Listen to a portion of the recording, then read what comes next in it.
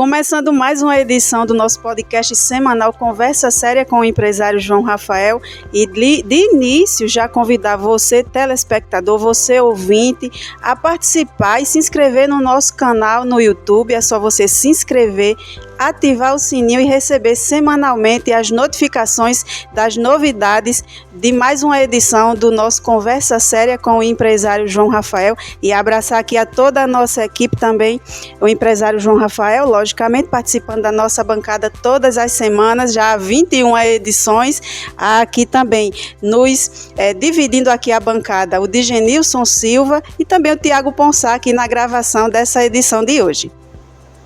Também abraçar o empresário João Rafael, a você, Daniele, também o Tiago, né? A você que está acompanhando o podcast Conversa Séria, onde nós iremos aqui abordar os assuntos relacionados, principalmente essa semana, os assuntos atuais, debater, conversar com o empresário João Rafael de Aguiar. Inicialmente, vamos aos cumprimentos do empresário João Rafael aqui no podcast Conversa Séria. Um abraço, bem-vindo, empresário. Quero cumprimentar a todos, agradecer já a preferência de nos ouvir.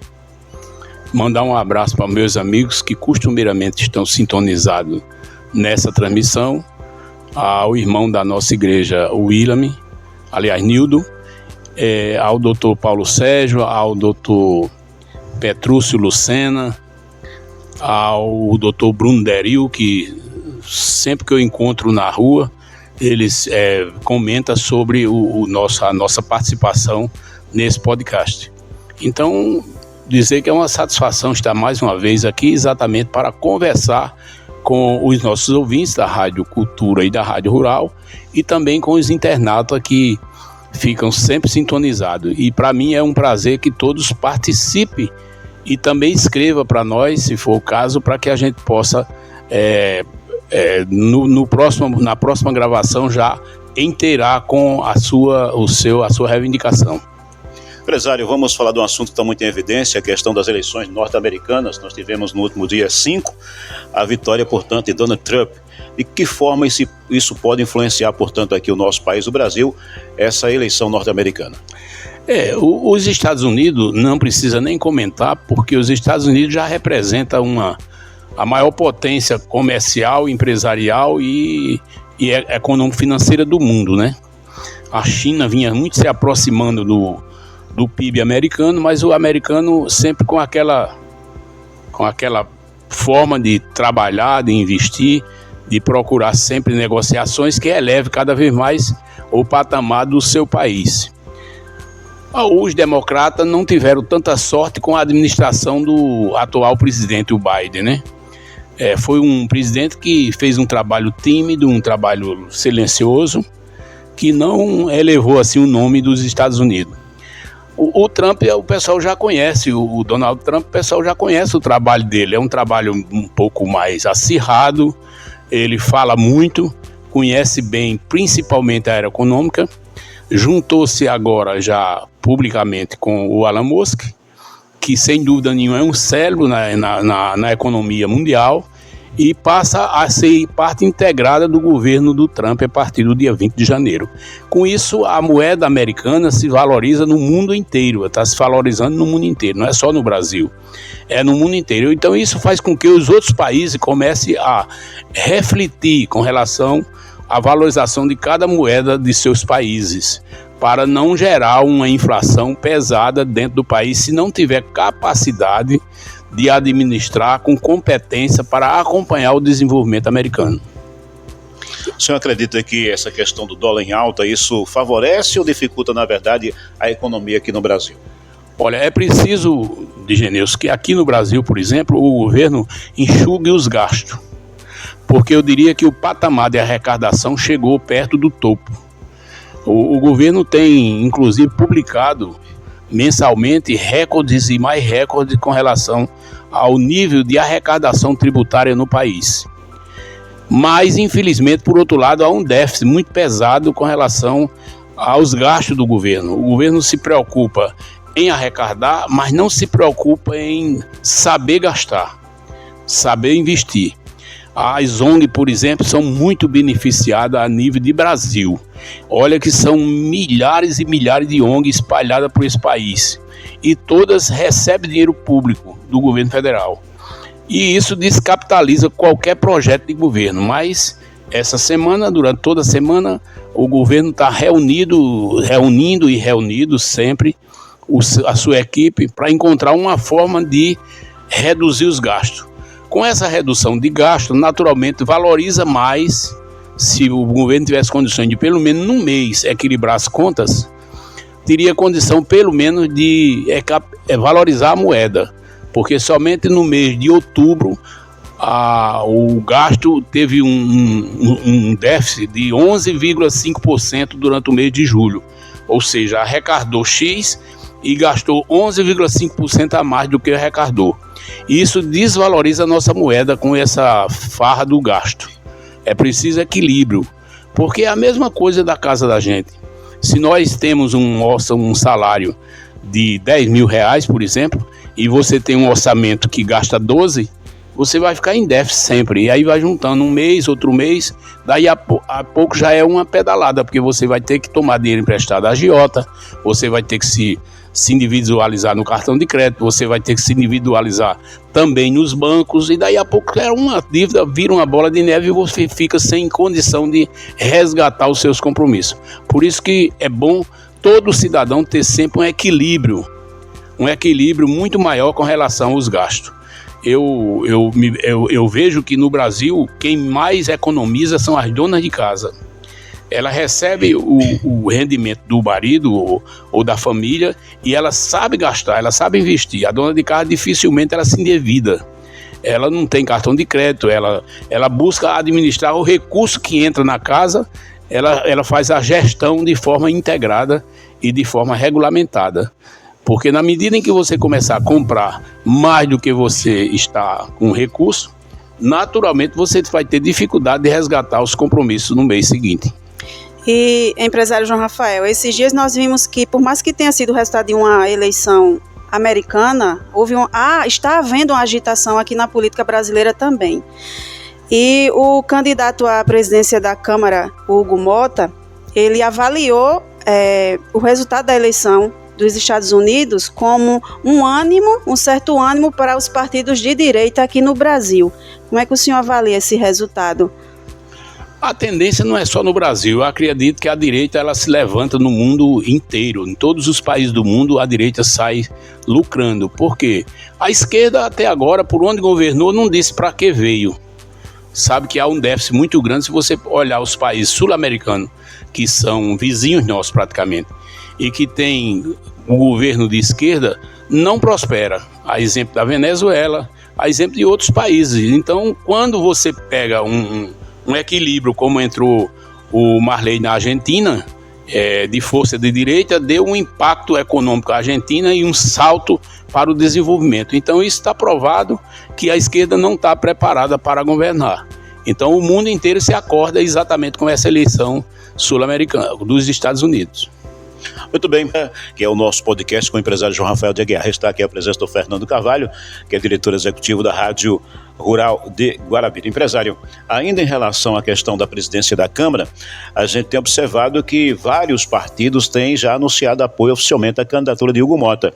De certa forma, como é que o paraibano vai conseguir concentrar tantos partidos, tantos líderes, se ele vinha a ser eleito presidente da Câmara nessa acomodação política? Isso não preocupa, na verdade, o futuro político do paraibano Hugo Mota nesse sentido? Boa pergunta, Genilson. Olha, ontem eu estava vendo uma reportagem de uma rede de televisão, do qual o apresentador comentava exatamente essa pergunta que você acabou de fazê-la.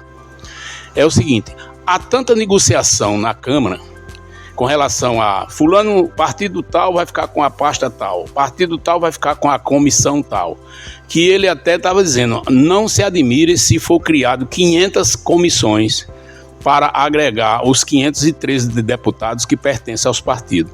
Porque dá para se entender que não dá, e também não dá para analisar, porque se você for analisar como é que é feito a eleição das câmaras, e eu digo em nível geral, a eleição das câmaras e a salsicha, você se decepciona a forma como é feito.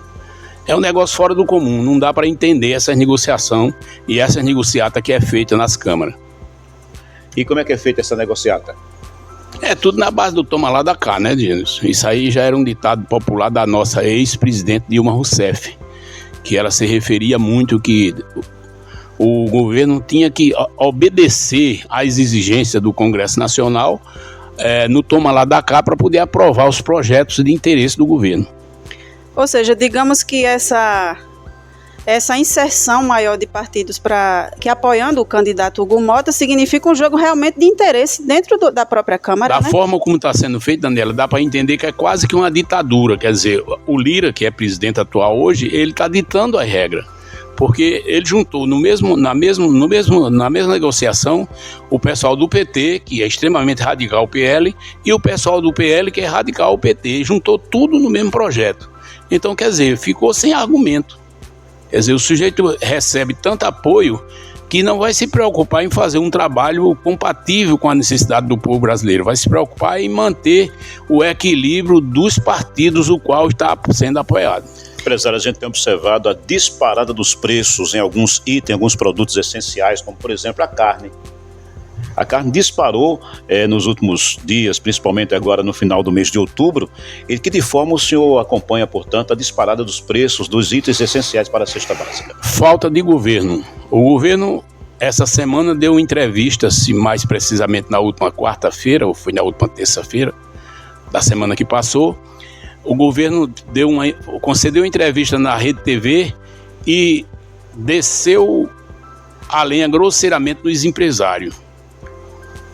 Chegou a falar grosseiramente dos empresários e disse mais: a culpa da inflação e a culpa da falta de recurso para o governo é os empresários. Aí não dá para entender. O cara bate o recorde em arrecadação, aí diz que as contas não fecham porque a culpa é dos empresários. Finalmente é os empresários que estão administrando o país ou é o presidente Lula? É uma situação até difícil de explicar.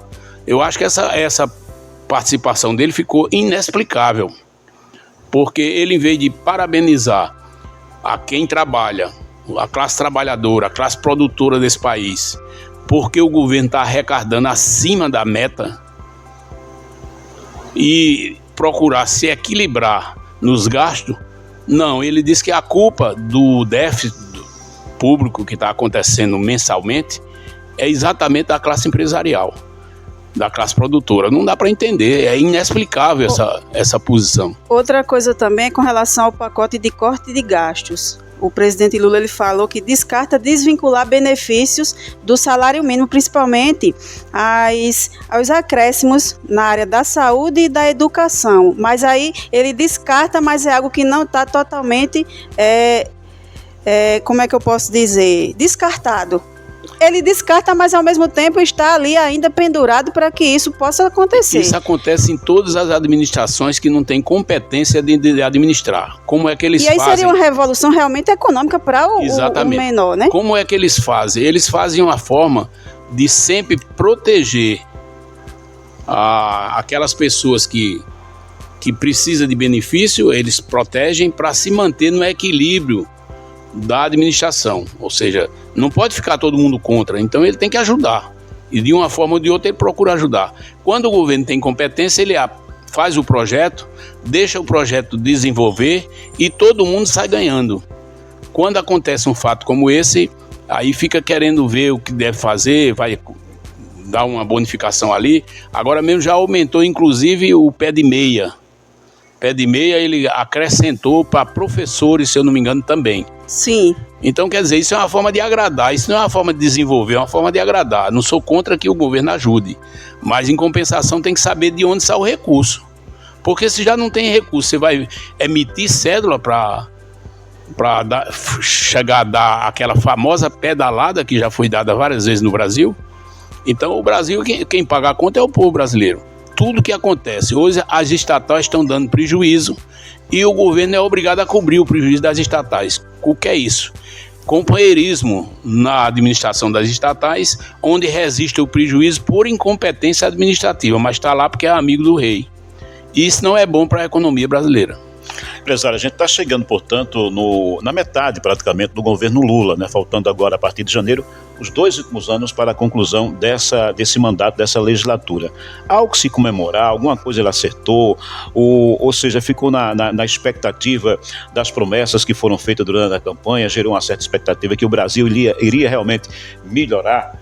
E, no seu ponto de vista, dá para fazer uma avaliação do Brasil de hoje em relação, portanto, aos anos anteriores, se melhorou, se avançou, se a expectativa gerada foi realmente conquistada nas promessas do governo do PT? Na minha opinião, o presidente Lula, ele não esforçou em nada para melhorar o Brasil.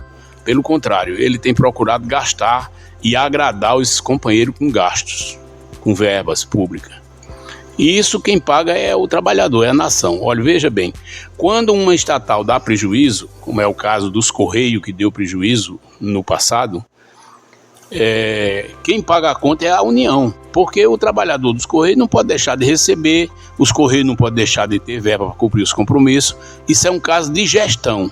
Se não tem gestão, a gestão não dá para competir com a realidade dos fatos, tem que trocar o administrador. Mas não troca por quê? Não troca porque é apadrinhados. Isso a gente vê em quase todas as administrações, a começar dos municípios menores. Coloca as pessoas em devidos lugares, sem saber se a pessoa tem competência para tal, mas como votou, a família vota, é um cabo eleitoral, é um amigo, aí o sujeito faz vista grossa e coloca de qualquer forma. E isso não é bom para qualquer administrador, isso é terrível, e o povo é quem sofre com essas decisões mal feitas que o governo vem fazendo. Tem algum ponto positivo que merece destaque do seu ponto de vista? Olha, se você tiver conhecimento de um ponto positivo, eu até gostaria de catalogar esse ponto, porque até hoje eu não vislumbro esse ponto positivo. Pelo contrário, nós só vemos dificuldade, aumento de tributo, pressão com relação à arrecadação tributária, descontentamento com quem trabalha, com quem produz no país, e isso não é bom para uma nação. A nação tem que estar tranquila, consciente das suas obrigações, mas também certo de receber aquilo que é de direito, que é exatamente a volta dos impostos, do dinheiro dos impostos que foram pagos em troca do benefício para a população de uma forma geral. E entrando em contradição ainda nessa questão econômica, o Tribunal de Contas da União ele pode suspender o programa Pé de Meia por falta de transparência. Baseado naquele discurso do 1º de janeiro na posse do governo Lula, o senhor poderia, não é afirmar, é analisar como uma fala inconsequente baseada no que a gente está vendo hoje, na realidade, corte de gastos, possível suspensão de programas. Como é que o senhor faz uma avaliação? Até casa com a pergunta de Genilson sobre... É até difícil fazer uma avaliação de um governo que não tem uma transparência. Você pode analisar que faz 15 dias praticamente que esse governo está reunido com a equipe de governo para saber quais são os gastos que vão ser cortados. Isso é falta de pleno conhecimento administrativo. Primeiro, o ministro da Fazenda, ele foi muito claro quando assumiu. Ele disse que não tinha estudado economia, que tinha passado 2 meses estudando economia numa universidade, mas não sabia de nada absoluto. Quer dizer, ele deu o recado. Então o Haddad ele não tem culpa se não está dando certo, porque ele avisou antes da posse que não tinha competência para o cargo. Mas o governo insistiu porque é companheiro, reza na mesma cartilha, e por essa razão ele quis apadrinhá-lo. Falta de uma pessoa de visão que pudesse muito bem. Olha, por exemplo, o governo passado. O governo passado, na minha concepção, quem armou todo o governo Bolsonaro foi um cidadão chamado Paulo Guedes. Uma competência extraordinária na economia. Desagradou a muitos, mas em compensação o governo deixou saldos positivos no caixa. Coisa que não está acontecendo com esse governo. Então é preciso competência na gestão. Se não colocar competência na gestão, dificilmente as contas fecham. É bom lembrar que o governo anterior assumiu com 12 milhões de pessoas desempregadas, né? E deixou o governo na casa dos 8 milhões. Empresário, com relação agora aqui à política paraibana, outra notícia também que chamou bastante atenção durante essa semana foi que a Procuradoria-Geral da República pede que o Supremo Tribunal Federal possa anular a antecipação do resultado da eleição da mesa diretora da Assembleia Legislativa do Estado da Paraíba, que elegeu para o 2º biênio o atual presidente Adriano Galdino. que forma o senhor analisa, portanto, essa eleição antecipada de assembleias? Na verdade, essa AGE, quem moveu foi o partido PSDB na época. Embora o PSDB configura na chapa dessa nova diretoria a ser empossada a partir do ano que vem, mas foi quem entrou com a AGE. Então, não sabemos como será o julgamento. O que vai entender é o seguinte, é que se esse julgamento for para o cancelamento dessa eleição, naturalmente isso vai ser um efeito cascata para todas as câmaras que já estão fazendo 2 eleições, que eu acho isso muito errado. Aliás, na minha concepção, presidência de câmara é um gasto. Eu acho que as câmaras municipais não deviam ter presidente. Eu acho que os Estados Unidos prosperam porque o pessoal tem consciência. Por exemplo, o presidente eleito nos Estados Unidos com um vice, o vice passa a ser o presidente do Senado, ou seja, naturalmente ele já é o presidente do Congresso Nacional. Então, quer dizer, aqui no Brasil é eleito o governador, o presidente da República, é eleito o governador e o vice fica naturalmente alheio ao processo. Os prefeitos é a mesma coisa, o vice fica praticamente para uma eventual substituição, se necessário for, mas não tem assim uma atividade correta dentro da lei, dentro da legalidade. Era para ser o vice-prefeito de qualquer cidade, era para ser o presidente da Câmara. No ato da sua posse, já era para assumir a presidência da Câmara. Eu acho que isso é um sistema democrático que dá certo num país mais democrata do mundo, que é os Estados Unidos, porque não podia dar certo no Brasil. Essa chama-se economia de gasto, não é? Já que o Brasil praticamente copia tudo lá dos Estados Unidos, né?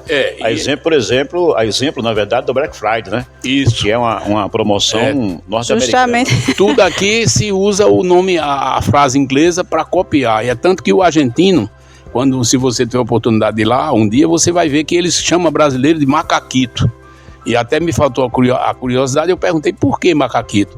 Porque o brasileiro gosta de imitar o americano, então por isso que a gente considera como macaquito.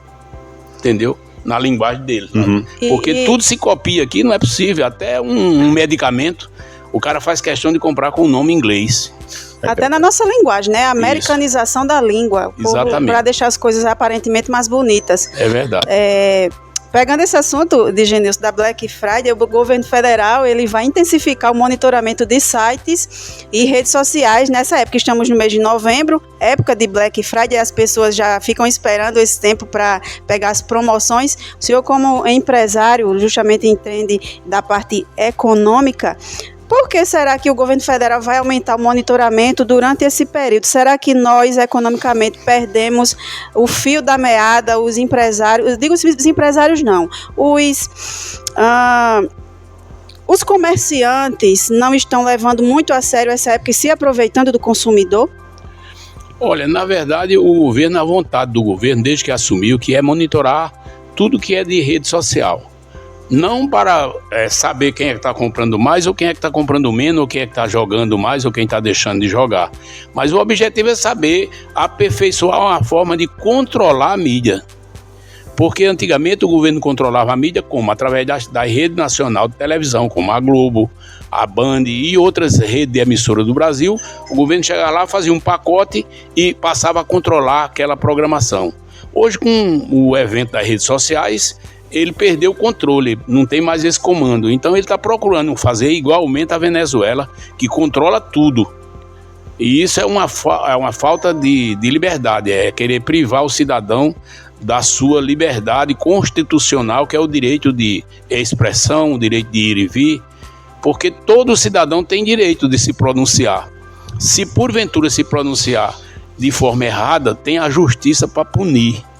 Mas nenhum governo pode censurar previamente qualquer tipo de comunicação de quem quer que seja. Muito bem.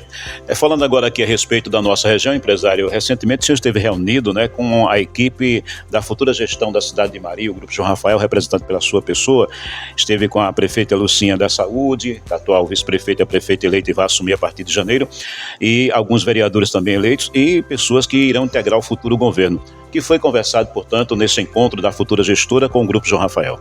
Na verdade, eu tinha conversado até aquela data, eu tenho conversado muito pouco com a prefeita Lucinha, eleita recentemente. Tenho conversado mais com o prefeito Antônio Gomes, que, diga-se de passagem, é um grande líder da cidade de Mari, porque fez muito pela cidade de Mari. Se você passar 2 ou 3 anos que não vai a Mari, se você for hoje, você vai ter uma impressão muito melhor do que era antes. Mari cresceu, Mari está mais organizada, e isso dá-se exatamente um trabalho de equipe feito comandada pelo senhor Antônio Gomes. Eu não conhecia muito a Lucinha, do qual o eleitor de Mari, a grande população, chama ela de Mainha, e ao conversar com ela, numa oportunidade que tivemos uma reunião, eu me surpreendi com a capacidade de administrar dela.